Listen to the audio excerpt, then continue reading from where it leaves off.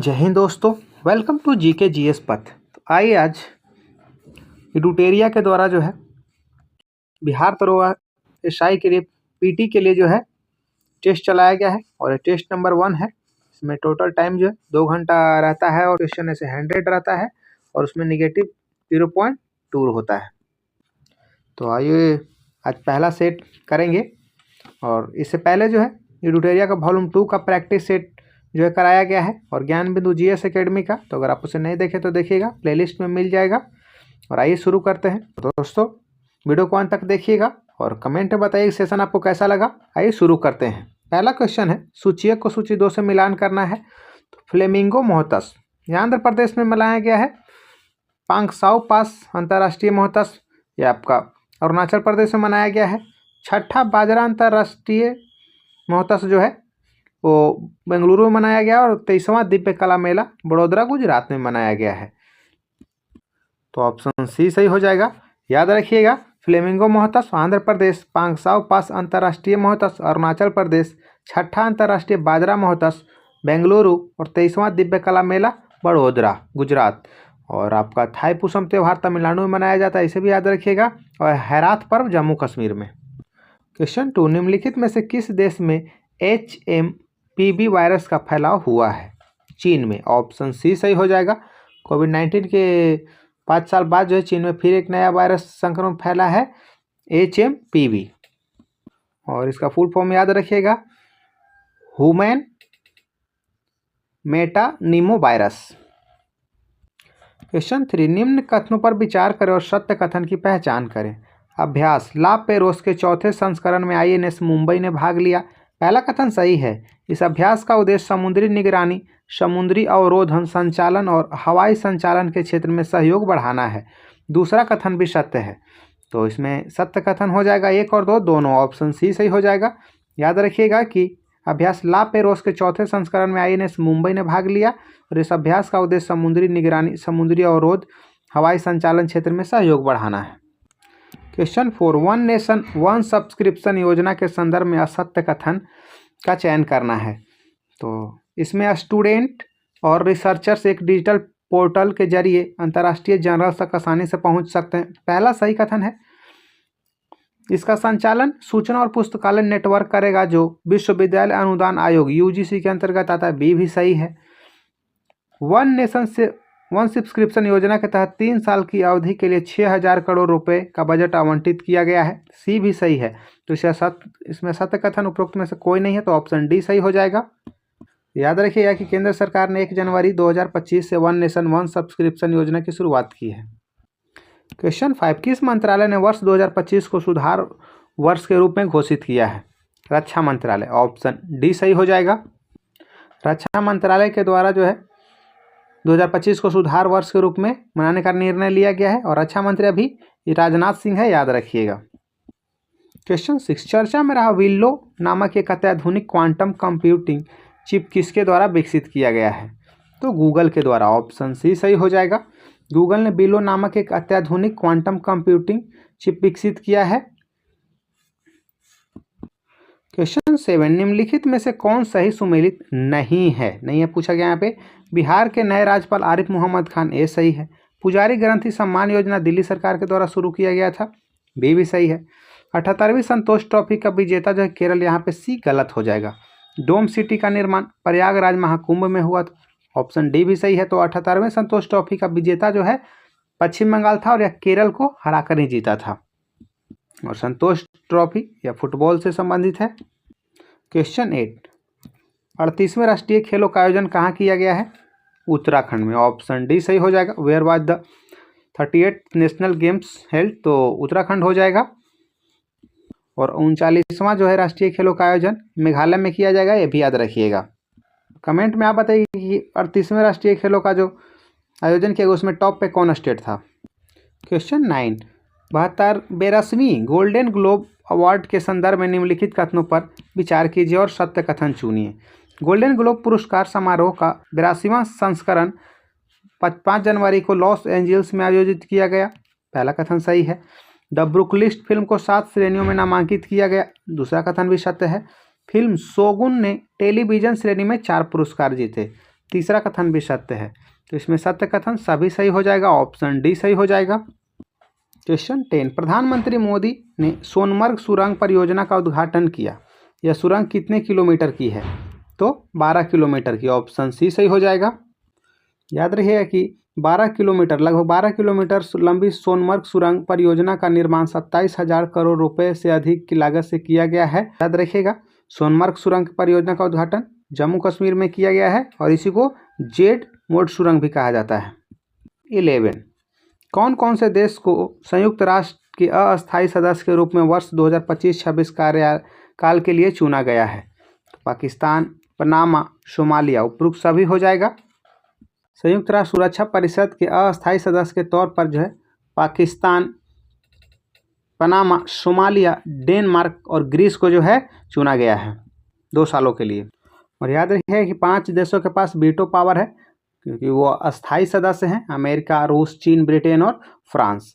Question 12, निम्नलिखित में से कौन सही सुमेलित नहीं है? 12 जनवरी राष्ट्रीय युवा दिवस, ये सही है।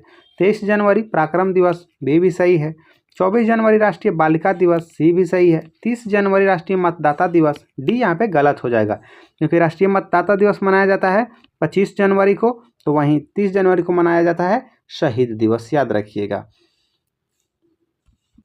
क्वेश्चन 13, नासा के जेम्स वेब स्पेस टेलीस्कोप ने पृथ्वी के बड़े एक एक्सोप्लैनेट का पता लगाया है जो रहने योग्य क्षेत्र में स्थित है और जिसमें जीवन सहायक परिस्थितियां होने की संभावना है।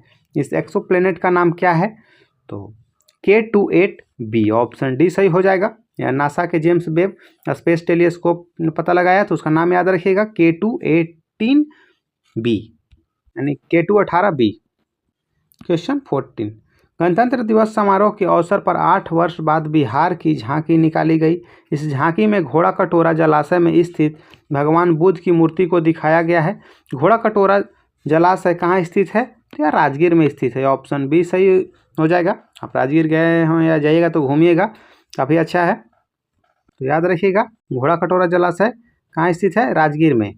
और बिहार के जो है अब 6 स्थलों को रामसर साइट का दर्जा मिल गया है, इसे याद रखिएगा। और पहला जो था वो कांवर था। क्वेश्चन 15, युवा कार्यक्रम और खेल मंत्रालय के द्वारा जारी खेल पुरस्कारों के संदर्भ में निम्न कथन पर विचार कीजिए और सही कथन का चयन करें। डी गुकेश को शतरंज के लिए मेजर ध्यानचंद खेल रत्न पुरस्कार 2024 सम्मानित किया गया है, पहला सही है। श्री मुरलीकांत राजाराम पेटकर जी को अर्जुन पुरस्कार आजीवन श्रेणी में सम्मानित किया गया है, दूसरा भी सही है। तीसरा कथन है सुश्री मनु भाकर जी को ओलंपिक्स में निशानेबाजी में 2 पदक जीतने के लिए अर्जुन पुरस्कार सम्मानित किया गया है, तीसरा यहाँ पे गलत कथन है क्योंकि मनु भाकर को भी मेजर ध्यानचंद खेल रत्न पुरस्कार 2024 से सम्मानित किया गया है। तो सत्य कथन 1 और 2 हो जाएगा। और याद रखिएगा 4 लोगों को दिया गया है मेजर ध्यानचंद खेल रत्न, डी गुकेश, प्रवीण कुमार, मनु भाकर और हरमनप्रीत सिंह। क्वेश्चन 16, NBS-02 उपग्रह जो इसरो के 100वां उपग्रह है जिसे किस प्रक्षेपण यान यानी रॉकेट से प्रक्षेपित किया गया? तो GSLV F-15 से, ऑप्शन ए सही हो जाएगा। NBS-02 उपग्रह को जो है GSLV F-15 से प्रक्षेपित किया गया था, याद रखिएगा। और यह इसरो का 100वां उपग्रह था। क्वेश्चन 17, बिहार में गंडक नदी के किनारे राज्य का पहला घड़ियाल अभ्यारण्य का निर्माण किस जिला में किया जाएगा? तो गोपालगंज में किया जाएगा, ऑप्शन ए सही हो जाएगा। बिहार के गोपालगंज जिले में गंडक नदी में बिहार के घड़ियाल अभ्यारण्य का निर्माण किया जाएगा, इसे याद रखिएगा। और बिहार के भागलपुर के सुल्तानगंज राज्य पहले टूरिस्ट पार्क का निर्माण किया जाएगा। क्वेश्चन 18, पद्म पुरस्कार 2025 के बारे में असत्य कथन का चयन करें। श्री दुबर नागेश्वर रेड्डी को चिकित्सा के क्षेत्र में पद्म विभूषण पुरस्कार प्रदान किया गया है, पहला सही है। 2025 में कुल 139 पद्म पुरस्कार की घोषणा की गई जिसमें पद्म विभूषण 7, पद्म भूषण 19 और पद्मश्री 113 व्यक्तियों को दिया गया, बी भी सही है। पद्म पुरस्कार 2025 में 25 महिलाओं और 13 व्यक्तियों को मरणोपरांत दिया गया, सी यहाँ पे गलत हो जाएगा। पद्म पुरस्कार 2025 में बिहार के कुल 7 व्यक्तियों को सम्मानित किया गया, डी भी सही हो जाएगा। तो याद रखिए पद्म पुरस्कार 2025 में जो है 25 नहीं 23 महिलाओं को दिया गया है, 13 व्यक्तियों को मरणोपरांत और 10 विदेशी यानी और एनआरआई को दिया गया है। बिहार के 2 व्यक्तियों का जरूर नाम याद रखिएगा। शारदा सिन्हा को मरणोपरांत पद्म विभूषण दिया गया है, वहीं सुशील मोदी को मरणोपरांत पद्म भूषण दिया गया है। क्वेश्चन 20, पुरानी जलोढ़ मिट्टी का भंडार बिहार के निम्नलिखित में से किस क्षेत्र में पाई जाती है? पटना और गया में। ऑप्शन ए सही हो जाएगा। पुरानी जलोढ़ मिट्टी का भंडार बिहार में पटना और गया में है। और पुरानी जलोढ़ मिट्टी को बांगर और नवीन जलोढ़ मृदा को खादर कहा जाता है, याद रखिएगा। क्वेश्चन 21, कोसी मैदान की समुद्र तल से औसत ऊंचाई है 30 मीटर। ऑप्शन बी सही हो जाएगा। काफ़ी क्वेश्चन पूछा हुआ है बीपीएससी में भी। कोसी मैदान की समुद्र तल से औसत ऊंचाई 30 मीटर है। और याद रखिएगा, कोसी को बिहार का शोक कहा जाता है। यह गंगा में जो है कुर्सेला के पास मिलता है। क्वेश्चन 22, नीचे दिए गए 4 युग्मों में से कौन सा सुमेलित नहीं है? शुष्क वन अनुसंधान संस्थान जोधपुर, ए सही है। हिमालयन वन अनुसंधान संस्थान देहरादून, बी यहाँ पे गलत हो जाएगा। वर्षा वन अनुसंधान संस्थान जो है जोरहट में, और उष्णकटिबंधीय वन अनुसंधान संस्थान जो है जबलपुर में इसका मुख्यालय है। और हिमालयन वन अनुसंधान संस्थान जो है हिमाचल प्रदेश शिमला में हो जाएगा। केंद्रीय औषधि अनुसंधान संस्थान जो लखनऊ में है। और वहीं भारतीय वन अनुसंधान संस्थान देहरादून में हो जाएगा। भारतीय चावल शोध संस्थान कटक में है। कमेंट में आप बताइएगा कि केंद्रीय वनस्पति अनुसंधान संस्थान कहाँ है। क्वेश्चन 23, भारत का कौन सा राज्य जिप्सम, सीसा और जस्ता के उत्पादन के लिए प्रसिद्ध है? राजस्थान। ऑप्शन बी सही हो जाएगा। राजस्थान जिप्सम, सीसा और जस्ता उत्पादन के लिए प्रसिद्ध है।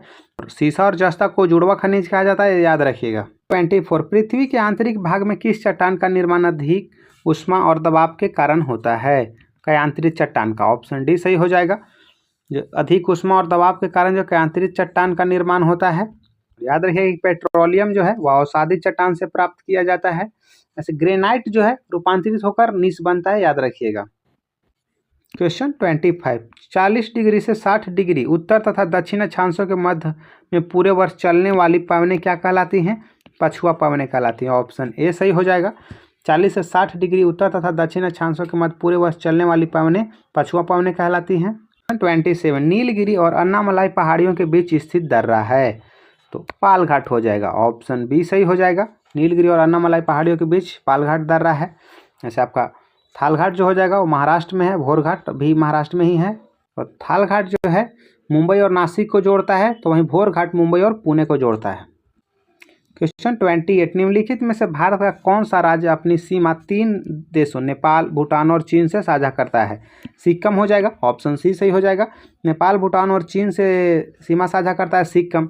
पश्चिम बंगाल भी आपका 3 देशों से सीमा साझा करता है, बांग्लादेश, नेपाल और भूटान से। और अरुणाचल प्रदेश भी 3 देशों से करता है, चीन, म्यांमार और भूटान से, याद रखिएगा। भारत की सबसे बड़ी अंतर्राष्ट्रीय सीमा जो है वो बांग्लादेश के साथ है। 29, सूची को सूची 2 से सुमेलित करना है। जयमंडल आरक्षित क्षेत्र और राज्य है। सिमलीपाल आपको उड़ीसा हो जाएगा। दिहांग दिबांग अरुणाचल प्रदेश हो जाएगा। नोकरेक मेघालय हो जाएगा। और कोल्ड डिजर्ट आपका हिमाचल प्रदेश हो जाएगा। कोल्ड डिजर्ट अभी चर्चा में था, तो इसको जरूर याद रखिएगा, हिमाचल प्रदेश में है।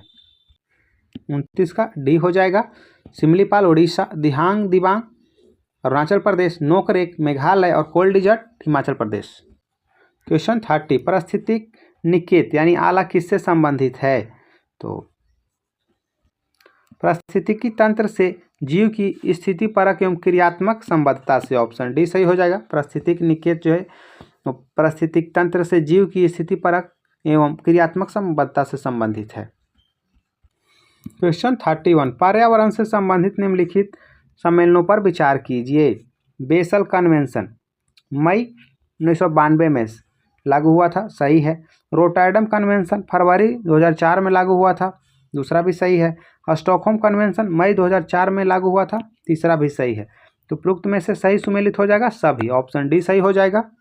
बेसल कन्वेंशन जो है 22 मार्च 1989 में हस्ताक्षर हुआ था, लेकिन लागू हुआ था आपको 5 मई 1992 को। वहीं रोटरडम कन्वेंशन एक अंतर्राष्ट्रीय संधि है, वह आपको फरवरी 2004 में लागू हुआ था। और स्टॉकहोम कन्वेंशन जो 22 मई 2001 को हस्ताक्षरित हुआ था, लेकिन लागू हुआ था मई 2004 में। क्वेश्चन 32, प्रति चक्रवात के संबंध में निम्नलिखित कथनों में से कौन सा कथन सत्य है? तो इसका केंद्र में वायु दाब उच्चतम होता है, ये सही है। इसमें हवा की दिशा केंद्र के परिधि की ओर होती है, बी भी सही है। भूमध्यरेखीय भागों में इसका पूर्णतः भाव रहता है, सी भी सही है। तो उपरोक्त सभी सही हो जाएगा। ऑप्शन डी सही हो जाएगा। और याद रखिए कि चक्रवात में जो है केंद्र में निम्न दाब होता है, तो वहीं प्रति चक्रवात में केंद्र में उच्च दाब होता है। क्वेश्चन 33, आर्कटिक महासागर तथा बोरिंग जल संधि से जुड़ा महासागर है, प्रशांत महासागर है। ऑप्शन ए सही हो जाएगा। आर्कटिक महासागर को प्रशांत महासागर से जोड़ता है बोरिंग जल संधि। याद रखिए कि मलक्का जल संधि अंडमान सागर को दक्षिणी चीन सागर से जोड़ता है। पाक जल संधि मन्नार एवं बंगाल की खाड़ी को जोड़ता है, तो वहीं सुंडा जल संधि जावा सागर को हिंद महासागर से जोड़ता है। क्वेश्चन 34, सूची 1 को सूची 2 से सुमेलित करना है। अनुच्छेद 26 यह धार्मिक कार्यों के प्रबंध की स्वतंत्रता प्रदान करता है। अनुच्छेद 40 आपका ग्राम पंचायतों का गठन से संबंधित है। अनुच्छेद 98 यह संसद के सचिवालय से संबंधित है। तो अनुच्छेद 239 यह संघ शासित क्षेत्रों का प्रशासन से संबंधित है। ऑप्शन ए सही हो जाएगा। अनुच्छेद 26 धार्मिक कार्यों के प्रबंध की स्वतंत्रता, अनुच्छेद 40 ग्राम पंचायतों का गठन, अनुच्छेद 98 संसद सचिवालय और अनुच्छेद 239 संघ शासित क्षेत्र का प्रशासन। कमेंट में आप बताइएगा कि अनुच्छेद 17 किससे संबंधित है। क्वेश्चन 35, वर्ष 2011 में भारत के संविधान में होने वाले 97वें संविधान संशोधन का संबंध किस विषय से है? तो सहकारी संस्थाओं का गठन और कार्य संचालन से। ऑप्शन बी सही हो जाएगा। 2011 में हुआ था 97वां संशोधन, तो सहकारी संस्थाओं और गठन का कार्य संचालन से संबंधित है, याद रखिएगा। और भारत अभी सहकारिता मंत्री अमित शाह हैं। क्वेश्चन 36, पंचायती राज के संदर्भ में कौन सा कथन सत्य है? पंचायत समिति और जिला परिषद अध्यक्ष प्रत्यक्ष निर्वाचित सदस्यों से गठित होते हैं, ये यहाँ पे गलत हो जाएगा। पंचायत चुनाव लड़ने की न्यूनतम आयु 18 वर्ष, बी भी गलत है। पंचायती राज संस्थाओं का चुनाव राज्य चुनाव आयोग के पर्यवेक्षण में होता है, सी यहाँ पे सही कथन है। और ऐसे ऑप्शन ए आपको कंफ्यूज कर सकता है। पंचायत समिति एवं जिला परिषद के अध्यक्ष जो है प्रत्यक्ष निर्वाचित सदस्यों से नहीं बल्कि चुने हुए सदस्यों द्वारा अप्रत्यक्ष रूप से चुने जाते हैं। और वहीं पंचायत चुनाव लड़ने की जो न्यूनतम आयु है वो 21 वर्ष है। क्वेश्चन 37, एक साधारण विधेयक पर सांसद के दोनों सदनों की सम्मिलित बैठक में मतदान हो सकता है यदि कोई सदन उसे बिना पारित किए रख सकता है 6 माह तक। ऑप्शन सी सही हो जाएगा। कोई सदन किसी विधेयक को 6 महीनों तक बिना पारित किए रख सकता है, जिसके बाद जो है राष्ट्रपति दोनों सदन की संयुक्त बैठक बुलाकर विधेयक पर मतदान पारित करवा सकता है। संयुक्त अधिवेशन अनुच्छेद 108 में प्रावधान है। क्वेश्चन 38, संयुक्त संसदीय समिति के अध्यक्ष का मनोनयन किसके द्वारा किया जाता है? लोकसभा अध्यक्ष के द्वारा। ऑप्शन डी सही हो जाएगा। संयुक्त संसदीय समिति का अध्यक्ष का मनोनयन लोकसभा अध्यक्ष करता है। क्वेश्चन 39, 1919 भारत शासन अधिनियम के संदर्भ में द्वैध शासन का क्या अर्थ है? तो इनमें से कोई नहीं है। ऑप्शन डी सही हो जाएगा।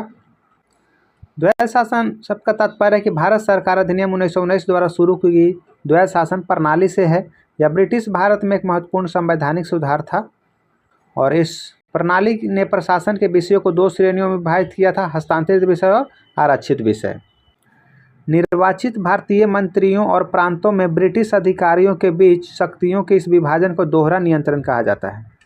क्वेश्चन 40, राज्यसभा के बारे में निम्नलिखित में से कौन सा कथन सही नहीं है? राज्यसभा एक अस्थायी निकाय है, ए सही है। इसे 3 अप्रैल 1952 को पहली बार विधिवत गठित किया गया था, बी भी सही है। राज्यसभा के 12 सदस्यों को राष्ट्रपति द्वारा नामित किया जाता है, सी भी सही है। इसके 1/3 सदस्य प्रत्येक वर्ष सेवानिवृत्त होते हैं। ऑप्शन डी यहाँ पे गलत हो जाएगा, क्योंकि इसके 1/3 सदस्य प्रत्येक 2 वर्ष बाद सेवानिवृत्त होते हैं। क्वेश्चन 41, भारतीय संविधान द्वारा प्रदत्त निम्न में से कौन सा अधिकार गैर नागरिकों को भी उपलब्ध है? संवैधानिक निराकरण का अधिकार। ऑप्शन ए सही हो जाएगा। क्वेश्चन 42, भारत के संविधान का भाग 14 संबंधित है, तो संघ और राज्यों के अधीन सेवाओं से। ऑप्शन बी सही हो जाएगा। भारत संविधान का भाग जो 14 है वह संघ और राज्यों के अधीन सेवाओं से है, जबकि संघ और राज्यों के बीच संबंध है यह भाग 11 से संबंधित है। अनुसूचित जाति और जनजातीय क्षेत्र यह भाग 10 में संबंधित है। क्वेश्चन 43 रीजनिंग है। ऊपर से 19वें स्थान और नीचे से 25वें स्थान है, तो पंक्ति में कुल व्यक्तियों की संख्या ज्ञात करना है। तो इसके लिए आपको कुछ नहीं करना है, 19 और 25 को जोड़ देना है। और क्या है कि अगर कोई भी है अंकित जैसे है तो अंकित 19 ऊपर से तो और 2 बार इसको काउंट हो जाता है, तो 1 घटा देते हैं तो आपको 43 आ जाएगा। ऑप्शन सी सही हो जाएगा। क्वेश्चन 44 ऑप्शन ए सही हो जाएगा। Question 45 select the appropriate option that express the given sentence in the indirect speech. The shopkeeper said to him don't you know that I am your friend. तो the shopkeeper asked him if he did not know that he was his friend. Option A सही हो जाएगा। Question 46 select the appropriate antonyms हो जाएगा। तो distance मतलब होता है दूरस्थ, तो इसका अपोजिट यानी कि विलोम शब्द क्लोज हो जाएगा। ऑप्शन ए सही हो जाएगा। क्लोज मतलब समीप हो जाएगा। बियॉन्ड मतलब आगे होता है। रिमोट मतलब दूर होता है। क्वेश्चन 48 एक मुंह दो बात मुहावरे का अर्थ होता है अपनी बात से पलट जाना। ऑप्शन सी सही हो जाएगा। क्वेश्चन 49 शुद्ध वर्तनी का चयन करना है। दीर्घायु। ऑप्शन ए सही हो जाएगा। ये तो काफ़ी आसान रीजनिंग है। क्वेश्चन 50 है। ऑप्शन आपका डी सही हो जाएगा। इसमें ऐड करना है 21 और 31 जोड़िएगा 52 आ जाएगा। उसी तरह से 16 और 83 जोड़िएगा तो आपका 99 आ जाएगा। क्वेश्चन 51 आपका ऑप्शन सी 10 हो जाएगा। मैथ बनाने में आपको टाइम ज़्यादा लग जाता है, नहीं तो आपको बना देते हैं यहीं पे। बहुत आसान है, बनाइएगा इसको वीडियो रोककर। क्वेश्चन 52 ऑप्शन ए सही हो जाएगा। क्वेश्चन 53 ऑप्शन बी सही हो जाएगा। और दोस्तों एडुटेरिया बिहार दरोगा के लिए वॉल्यूम 2 जो निकाला गया था उसका प्रैक्टिस सेट कराया गया। अगर आप उसे नहीं देखें तो देखिएगा, प्लेलिस्ट में मिल जाएगा। और सेशन पसंद है तो वीडियो को लाइक कीजिएगा, चैनल को सब्सक्राइब कीजिएगा और दोस्तों के साथ शेयर कीजिएगा। और जो क्वेश्चन पूछा जाए उसे कमेंट में बताया कीजिए दोस्तों, इससे आपका ही फायदा होगा।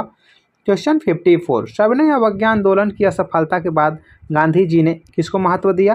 तो रचनात्मक कार्यक्रम को। ऑप्शन ए सही हो जाएगा। और याद रखिएगा कि सविनय अवज्ञा आंदोलन जो है 1930 में हुआ था और ऐसे असहयोग आंदोलन 1920 में हुआ था। कमेंट में आपको बताना कि असहयोग आंदोलन जो स्थगित कब हुआ था। क्वेश्चन 55 वर्ष 1911 में किस सामाजिक कार्यकर्ता ने ब्रिटिश विधान परिषद के समक्ष निःशुल्क तथा अनिवार्य प्राथमिक शिक्षा का प्रस्ताव रखा था?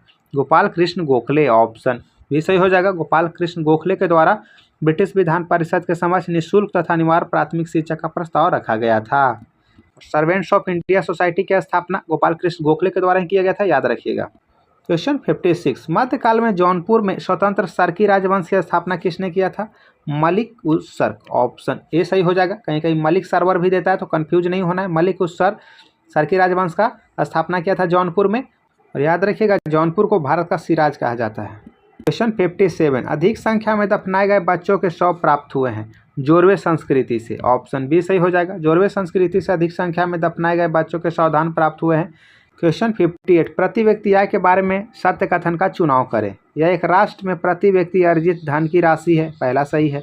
यह जनसंख्या के जीवन स्तर का मूल्यांकन करता है, दूसरा भी सही है। यह पूरी आबादी के जीवन की गुणवत्ता का प्रतिनिधित्व करता है, तीसरा भी सही है। तो उपयुक्त सभी हो जाएगा। ऑप्शन डी सही हो जाएगा। प्रति व्यक्ति आय या पूरी आबादी के जीवन की गुणवत्ता का प्रतिनिधित्व करता है। क्वेश्चन 59 हरे पौधे सूर्य के प्रकाश की ऊर्जा का कितना प्रतिशत ग्रहण करते हैं और उसे खाद्य ऊर्जा में परिवर्तित करते हैं? तो 1%। ऑप्शन बी सही हो जाएगा। देखिएगा कि हरे पौधे हैं जो सूर्य से कुल विकिरण का केवल 1% प्रकाश संश्लेषण के रूप में उपयोग करती है और उस ऊर्जा का भी केवल 10 से 20% रासायनिक यानी कि खाद्य ऊर्जा में बदल पाता है, याद रखिएगा। क्वेश्चन 60 सूची को सूची 2 से सुमेलित करना है। आर्सेनिक जो है मस्तिष्क में सूजन हो जाएगा। कैडमियम से हड्डियों में कमजोरी आती है। और पॉलीविनाइल क्लोराइड या फेफड़े का कैंसर हो जाएगा। और बेरियम श्वसन संबंधी समस्याएं हो जाएगा। या कुछ धातु है उससे संबंधित रोग है। आर्सेनिक से मस्तिष्क में सूजन, कैडमियम से हड्डियों में कमजोरी, पॉलीविनाइल क्लोराइड से फेफड़े का कैंसर और बेरियम से श्वसन संबंधी समस्याएं। ऑप्शन ए सही हो जाएगा। क्वेश्चन 61 सामान्य ठंड में निम्नलिखित में से कौन नासिका संकुलन के लिए उत्तरदायी है? हिस्टामिन। ऑप्शन बी सही हो जाएगा। नासिका संकुलन के लिए हिस्टामिन उत्तरदायी है। क्वेश्चन 62 निम्नलिखित अधिनियमों को उसके कालक्रम अनुसार सजाना है। लेक्स लोकी अधिनियम, बंगाल टेनेंसी एक्ट अधिनियम, आयु सहमति अधिनियम और भारतीय विश्वविद्यालय अधिनियम। तो आपको 1, 2, 3, 4 ऑप्शन डी सही हो जाएगा। और याद रखिएगा कि लेक्स लोकी जो आपका आया था वह लेक्स लोकी अधिनियम 1850 में, बंगाल टेनेंसी एक्ट 1885 में और आयु सहमति अधिनियम 1891 में और भारतीय विश्वविद्यालय अधिनियम जो कर्जन के समय में आया था 1904 में। क्वेश्चन 63 सूचियों को सूची 2 से मिलान करना है। फुतू उस सलातीन या अब्दुल मलिक इसामी के द्वारा लिखा गया था और फतुहात फिरोज शाही या फिरोज शाह तुगलक स्वयं लिखा है और तारीख फिरोज शाही जियाउद्दीन बर्नी के द्वारा लिखा गया है। खजैन उल फुतू अमीर खुसरो के द्वारा लिखा गया है। फुतू उस सलातीन अब्दुल मलिक इसामी के द्वारा, फतुहात फिरोज शाही फिरोज शाह तुगलक के द्वारा, तारीख फिरोज शाही जियाउद्दीन बर्नी के द्वारा और खजैन उल फुतू अमीर खुसरो के द्वारा। क्वेश्चन 64 अनंत राज सागर जलाशय का निर्माण किस वंश के शासकों द्वारा किया गया था? विजयनगर में। ऑप्शन डी सही हो जाएगा। विजयनगर के शासकों के द्वारा अनंत राज सागर जलाशय का निर्माण किया गया था और विजयनगर साम्राज्य का स्थापना हरिहर बुक्का ने 1336 में किया था, याद रखिएगा। क्वेश्चन 65 गिजाली किसके शासन काल में प्रसिद्ध रचनाकार थे? अकबर के समय। ऑप्शन बी सही हो जाएगा। गिजाली अकबर के शासन काल के प्रसिद्ध रचनाकार थे। क्वेश्चन 66 तुलसी के पौधे का औषधीय महत्व किसके उपस्थिति के कारण होती है? तो फिनोल एवं फ्लोवोनाइड्स के कारण। ऑप्शन डी सही हो जाएगा। क्वेश्चन 67 निम्नलिखित में से किस एक कोशिकीय कोशिकांग समूह में डीएनए होता है? तो सूत्रकणिका, केंद्रक और हरित लवक में। ऑप्शन ए सही हो जाएगा। माइटोकॉन्ड्रिया, केंद्रक और हरित लवक में डीएनए होता है, याद रखिएगा। क्वेश्चन 68 निम्न में से कौन सी विधि राष्ट्रीय आय आकलन की विधियों में से एक नहीं है? तो वितरण विधि नहीं है। ऑप्शन ए सही हो जाएगा। उत्पाद विधि, व्यय विधि और आय विधि, यह तीनों राष्ट्रीय आय आकलन की विधि है, वितरण विधि नहीं है। क्वेश्चन 69 निम्नलिखित घटनाओं पर विचार करके उसको सजाना है। तो पाई मेसॉन की खोज, न्यूट्रॉन की खोज, इलेक्ट्रॉन की खोज और प्रोटॉन की खोज। यहाँ ऑप्शन सी सही हो जाएगा। और याद रखिएगा इलेक्ट्रॉन की खोज जे थॉमसन ने किया था 1897 में। तो वहीं प्रोटॉन की खोज किया गया था गोल्डस्टीन के द्वारा 1917 में और न्यूट्रॉन की खोज किया गया था जेम्स चैडविक के द्वारा 1932 में और पाई मेसॉन की खोज किया गया था एक एफ पावेल ने किया था 1947 में। क्वेश्चन 70 निम्नलिखित में से कौन सा आधुनिक भारतीय इतिहास में घटनाओं का सही कालानुक्रमिक क्रम को इंगित करता है? तो पहले मार्लो मिंटो सुधार हो जाएगा, जालियांवाला बाग हो त्रासदी हो जाएगा, फिर गांधी इरविन समझौता और फिर अगस्त प्रस्ताव। ऑप्शन सी सही हो जाएगा। मार्लो मिंटो सुधार आपको 1909 में आया था, जालियांवाला बाग त्रासदी 13 अप्रैल 1919 को, गांधी इरविन समझौता 5 मार्च 1931 को हुआ था और आपका अगस्त प्रस्ताव आया था 1940 में। क्वेश्चन 71 किस स्वतंत्रता संग्राम सेनानी ने लाठी और अखाड़ा क्लब की स्थापना किए थे? बाल गंगाधर तिलक। ऑप्शन डी सही हो जाएगा। लाठी और अखाड़ा क्लब की स्थापना बाल गंगाधर तिलक किए थे। क्वेश्चन 72 सैयद वंश के सुल्तानों का सही कालानुक्रम क्या है? सैयद वंश का संस्थापक खिज्र खां था, पहला क्लियर हो गया। दूसरा मुबारक शाह था, खिज्र खां के बाद बना था और अंतिम था अलाउद्दीन आलम शाह। तो आप ये मिला सकते हैं 1 3 2 4। ऑप्शन सी सही हो जाएगा। क्वेश्चन 73 निम्नलिखित में से कौन गुप्तकालीन प्रशासनिक विभाजन का सही अनुक्रम है? तो भुक्ति, विषय, विधि, ग्राम। ऑप्शन ए सही हो जाएगा। गुप्तकालीन प्रशासनिक का विभाजन था भुक्ति, विषय और विधि, ग्राम में। क्वेश्चन 74 नैनो टेक्नोलॉजी का जनक किसे कहा जाता है? रिचर्ड फेनमैन को। ऑप्शन सी सही हो जाएगा। नैनो टेक्नोलॉजी का जनक रिचर्ड फेनमैन को कहा जाता है। क्वेश्चन 75 किस शैवाल से आयोडीन की प्राप्ति होती है? तो लेमिनेरिया हो जाएगा। ऑप्शन बी सही हो जाएगा। लेमिनेरिया से आयोडीन की प्राप्ति होती है। क्वेश्चन 76 निम्नलिखित में से किस विटामिन की कमी से सीलियक रोग होता है? तो विटामिन 12 B12 हो जाएगा। ऑप्शन बी सही हो जाएगा। विटामिन B12 की कमी से सीलियक रोग होता है और विटामिन के की कमी से रक्त का थक्का नहीं बनता है, याद रखिएगा। क्वेश्चन 77 किसने कहा था साक्षरता अपने आप में शिक्षा नहीं है? महात्मा गांधी के द्वारा कहा गया था। ऑप्शन सी सही हो जाएगा। साक्षरता अपने आप में शिक्षा नहीं है, महात्मा गांधी कहे थे। क्वेश्चन 78 बुलेट प्रूफ जैकेट के निर्माण में आमतौर पर निम्नलिखित में से किस सिंथेटिक फाइबर का उपयोग किया जाता है? केवलर का। ऑप्शन डी सही हो जाएगा। बुलेट प्रूफ जैकेट बनाने में केवलर का प्रयोग किया जाता है। क्वेश्चन 79 कौन सा कार्य मेडुला ऑब्लांगेटा द्वारा नियंत्रित होता है? छींकना, उल्टी करना, खांसना, उपयुक्त सभी। ऑप्शन डी सही हो जाएगा। मेडुला ऑब्लांगेटा यह मस्तिष्क का पार्ट है, तो इस छींकना, उल्टी करना, खांसना इसका नियंत्रण यही करता है। क्वेश्चन 80 निम्नलिखित में से कौन सा वेद विभिन्न देवताओं को प्रस्तुत की जाने वाली प्रार्थनाओं का संग्रह है? ऋग्वेद। ऑप्शन ए सही हो जाएगा। ऋग्वेद में देवताओं की प्रस्तुत प्रार्थना है, जबकि यजुर्वेद में जो है यज्ञ के विधि विधान है और अथर्ववेद में जादू टोना वशीकरण से संबंधित है। ऋग्वेद के पाठकर्ता को क्या कहते हैं, आप कमेंट में बताइएगा। क्वेश्चन 81, प्रशासन के संदर्भ में निम्नलिखित का सुमेलित करना है। दीवाने अर्ज, यह सैन्य विभाग से संबंधित था। दीवाने रसालत, यह विदेशी और धार्मिक मामलों का विभाग था, तो वही दीवाने इंसा संचार मंत्री हो जाएगा और दीवाने बिजारत वित्त विभाग हो जाएगा। ऑप्शन ए सही हो जाएगा। क्वेश्चन 82, इंडिपेंडेंट लेबर पार्टी का गठन किसने किया था? भीमराव अम्बेडकर। ऑप्शन ए सही हो जाएगा। भीमराव अम्बेडकर के द्वारा इंडिपेंडेंट लेबर पार्टी का जो गठन किया गया था 1936 में मुंबई में। क्वेश्चन 83, शेविंग क्रीम की मृदुता किसके द्वारा संवर्धित की जाती है? पोटेशियम कार्बोनेट के द्वारा। ऑप्शन बी सही हो जाएगा। क्वेश्चन 84, फिलोसफर बोल यानी असद पुष्प रासायनिक दृष्टि में है जिंक ऑक्साइड। ऑप्शन ए सही हो जाएगा। जिंक ऑक्साइड को फिलोसफर बोल कहा जाता है, याद रखिएगा। चूहा मारने के लिए जिंक फास्फाइड का प्रयोग किया जाता है। क्वेश्चन 85, निम्नलिखित में से किस शैवाल को ग्रीन मोल्ड के नाम से जाना जाता है? पेंसिलियम को। ऑप्शन डी सही हो जाएगा। पेंसिलियम को ग्रीन मोल्ड के नाम से जाना जाता है। क्वेश्चन 86, किस ग्रंथ को तमिल साहित्य का बाइबिल एवं तमिल साहित्य का आधार ग्रंथ माना जाता है? तिरुकुरल का। ऑप्शन सी सही हो जाएगा। तिरुकुरल या तिरुवल्लुवर के द्वारा लिखित है, इसे तमिल साहित्य का बाइबिल कहा जाता है। क्वेश्चन 87, शल्य क्रिया में पट्टियों के रूप में किसका प्रयोग किया जाता है? कैल्शियम फास्फेट का। ऑप्शन डी सही हो जाएगा।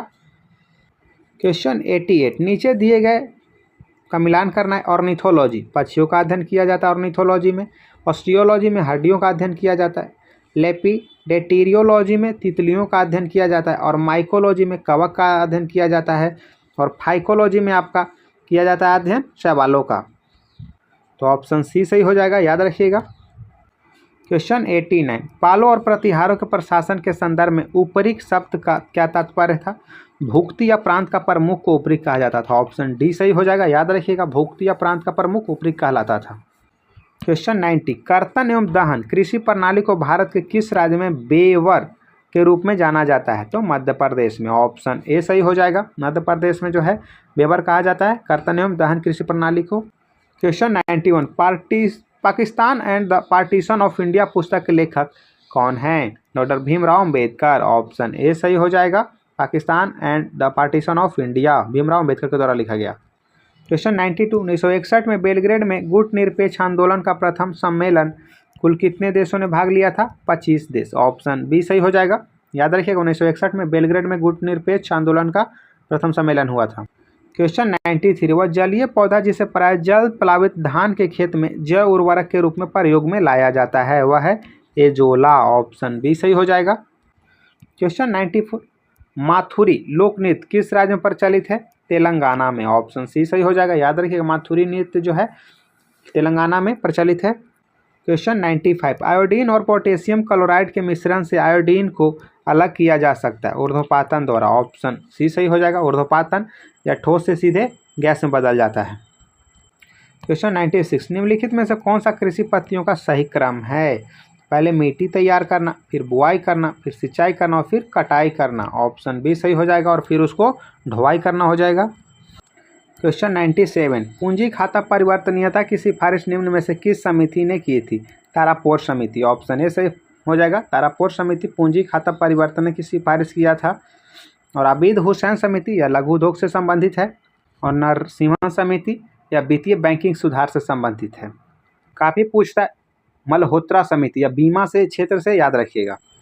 क्वेश्चन 98, बिना प्रतिनिधित्व कोई कराधान नहीं किस क्रांति का नारा था? अमेरिकन क्रांति का। ऑप्शन ए सही हो जाएगा, याद रखिएगा। कर नहीं, प्रतिनिधित्व तो नहीं तो कर नहीं, यही नारा था अमेरिकन क्रांति का। और फ्रांसीसी का था समानता, बंधुत्व और स्वतंत्रता। क्वेश्चन 99, फ्रांस में 14 जुलाई किस ऐतिहासिक घटना के कारण मनाई जाती है? बास्तील का पतन हुआ था। ऑप्शन ए सही हो जाएगा। क्वेश्चन 100, 2011 की जनगणना के अनुसार बिहार की जनसंख्या का कितना प्रतिशत शहरी क्षेत्र में रहता है? तो 11.3%। ऑप्शन बी सही हो जाएगा, 11.3%। याद रखिएगा, बिहार पूरे देश में जो है 2011 जनगणना के अनुसार जनघनत्व सबसे अधिक है। और बिहार में किस जिला का जनघनत्व सबसे अधिक है, आप कमेंट में बताइएगा। दोस्तों, सेशन पसंद आए तो वीडियो को लाइक कीजिएगा, चैनल को सब्सक्राइब कीजिएगा और दोस्तों के साथ शेयर कीजिएगा और हमें सपोर्ट कीजिएगा।